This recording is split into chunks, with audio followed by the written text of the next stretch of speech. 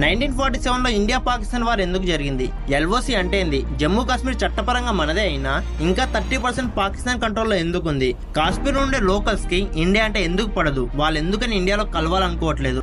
అందరూ పాక్ లోనే ఎందుకుంటారో ఈ వీడియోలో డిస్కస్ చేద్దాం. వీడియో అయితే చాలా ఇంట్రెస్టింగ్ గా ఇన్ఫర్మేటివ్ ఉంటుంది. సో ఎక్కడ స్కిప్ చేయకుండా చివరి వరకు చూడండి. అలాగే ఈ వీడియోకి లైక్ చేసి మన ఛానల్ ని సబ్స్క్రైబ్ చేసుకోండి. ఇక వీడియోలోకి వెళ్తే 1947లో ఇండియా పాకిస్తాన్ వార్ ఎందుకు జరిగింది? 1947లో 200 సంవత్సరాల స్వాతంత్ర పోరాటం తర్వాత బ్రిటిష్ వారు మనకు స్వాతంత్రం ఇచ్చి దేశాన్ని మతం పేరుతో 2 ముక్కలు చేశారు.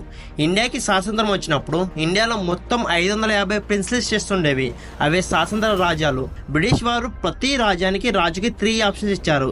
అది ఒకటి, మీరు ఇండియాలో ఉన్న కలిసిపోండి, లేదా పాకిస్తాన్లో కలవండి, లేదా మీరే ప్రత్యేక దేశంగా ఉండండి, మీ ఇష్టం అని చెప్పేసి ప్రతి రాజుకు ఈ 3 ఆప్షన్స్ ఇచ్చారు. 550 రాజుల్ని ఒప్పించి ఇండియాలో కలపడం అంత సింపుల్ కాదు. ఆ పనిని సర్దార్ వల్లభాయ్ పటేల్ తన భుజాలపైన వేసుకొని కొంతమంది రాజుల్ని మాట్లాడి ఇండియాలో కలిపాడు, కొంతమందిని బెదిరించి ఇండియాలో కలిపాడు, మరికొంతమందితో యుద్ధం చేసి ఇండియాలో కలిపాడు. ఇలా భారతదేశం 550 ముక్కలు కాకుండా కాపాడాడు సర్దార్ వల్లభాయ్ పటేల్. అప్పుడు జమ్మూ కాశ్మీర్ భారతదేశానికి కిరీటంగా ఉండేది. ఆ రాజ్యానికి రాజే మహారాజా హరి సింగ్.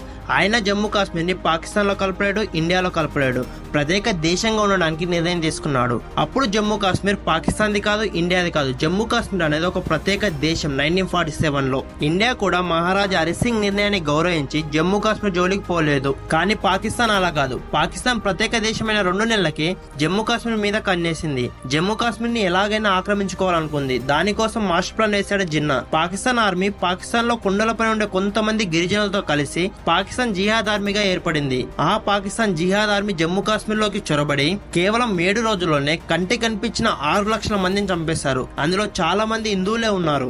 మహారాజా హరి సింగ్ ఈ ఆర్మీతో యుద్ధం చేద్దామనుకున్నాడు. కానీ తన సైన్యంలో చాలా మంది ముస్లిమ్స్ ఉన్నారు. వాళ్ళు పాకిస్తాన్ కి సపోర్ట్ చేసే ఛాన్స్ ఉందని, పాకిస్తాన్ తో పోరాడడానికి తనకి సపోర్ట్ చేయమని నెహ్రూ గారిని అడిగారు మహారాజా హరి సింగ్. అప్పుడు నెహ్రూ గారు, మాది శాంతి దేశం, పక్కన వాళ్ళ సమస్యలో మేము వేలు పెట్టము, అసలే మాకు చాలా సమస్యలు ఉన్నాయి, నేను నీకు హెల్ప్ చేయాలంటే నువ్వు ఇండియాలో విలీనం అయిపో, అప్పుడు పాకిస్తాన్ ఆర్మీతో వార్ స్టార్ట్ చేస్తాను, నీకు హెల్ప్ చేస్తానని చెప్తే అప్పుడు చేసేది ఏమీ లేక జమ్మూ కాశ్మీర్ ని లీగల్ గా చట్టపరంగా అన్ని రూల్స్ ప్రకారంగా విలయ పత్రం పైన సైన్ చేసి ఇండియాలో కలిపేశాడు. అప్పటి నుండి జమ్మూ కాశ్మీర్ 100% ఇండియాదే, ఇండియన్ ప్రాపర్టీనే. అప్పుడు సర్దార్ వల్లభాయ్ పటేల్ తన గేమ్ స్ట్రాటజీని స్టార్ట్ చేశాడు. తను వార్ స్టార్ట్ చేసిన కొద్ది రోజుల్లోనే పాకిస్తాన్ ఆర్మీని తిప్పికొట్టాడు. పాకిస్తాన్ ఆర్మీ నుండి ఆల్మోస్ట్ 70% ల్యాండ్ విడిపించాడు. ఇంకో 30% మాత్రమే పాకిస్తాన్ కంట్రోల్లో ఉండేది.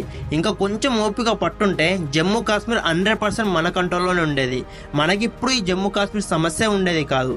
అలా 1 సంవత్సరం యుద్ధం జరిగాక నెహ్రూ గారు చాలా పెద్ద తప్పు చేశారు. అదే కాశ్మీర్ సమస్యని ఐక్యరాజ్య సమితి ముందు పెట్టడం. ఐక్యరాజ్య సమితి 2 దేశాలకు నోటీస్ ఇచ్చింది, వారిని ఆపేసి ఆర్మీ వెనక్కి వెళ్లిపోవాలని. అప్పటి వరకు పాకిస్తాన్ ఆక్రమించుకున్న కాశ్మీర్ దగ్గర ఒక లైన్ గీశారు. దాన్ని ఎల్ఓసి అంటారు. ఎల్ఓసి అంటే లైన్ ఆఫ్ కంట్రోల్ అని.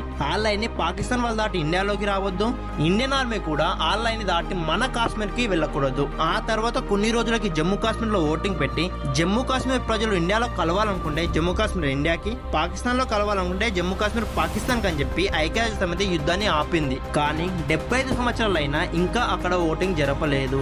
అప్పుడు ఓటింగ్ పెట్టుండే జమ్మూ కాశ్మీర్ ఇండియాలోనే కలుస్తుండే. కానీ ఇప్పుడు ఓటింగ్ పెడితే పాకిస్తాన్ లో కలుస్తుంది.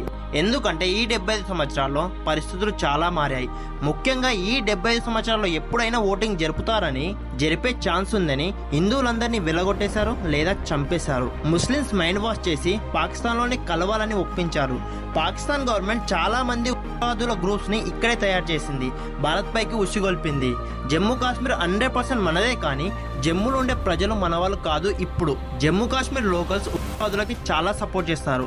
అందుకే ప్రతిసారి ఉగ్రవాదులు కాశ్మీర్ లోనే అటాక్ చేస్తారు. రాజస్థాన్, పంజాబ్, గుజరాత్ లో అటాక్ చేయరు. నెహ్రూ గారు చేసిన ఆ చిన్న తప్పు వల్ల మనకి ఇన్ని ప్రాబ్లమ్స్ ఉన్నాయి. ఆయన కూడా చాలా సార్లు ఒప్పుకున్నాడు తను తప్పు చేశానని. ఇంకా కొన్ని రోజులు సర్దార్ వల్లభాయ్ పటేల్ కి ఫ్రీ హ్యాండ్ ఇచ్చుంటే కాశ్మీర్ మొత్తం మనదే అవుతుండే, మనకి సమస్య ఉండకుండానే ఆయన చాలాసార్లు చెప్పాడు. ఇన్ని రోజులు దేశ ఆర్థిక పరిస్థితులు బాగలేక టైం రాక పాక్ ని పాకిస్తాన్ కి వదిలేస్తాం, కానీ ఇప్పుడు టైం వచ్చింది.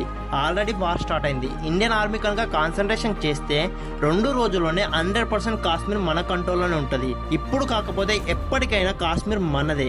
So that's the video guys. India Pakistan వాళ్ళు ఇండియా పాక్ ని ఆక్యుపై చేసుకుంటుందా లేదా కామెంట్ చేసి చెప్పండి. అలాగే ఈ వీడియో మీకు ఎలా అనిపించింది, మీ అభిప్రాయం ఏంటి ఈ వీడియో పైన కామెంట్ చేసి చెప్పండి. ఈ వీడియో కనుక నచ్చితే ఈ వీడియోకి ఒక లైక్ చేసి ఇలాంటి మరిన్ని మంచి వీడియోస్ కోసం మన ఛానల్ని సబ్స్క్రైబ్ చేసుకోండి. మళ్ళీ వీడియోలో మళ్ళీ కలుద్దాం. అందరికీ టాటా బై బై సెలవు.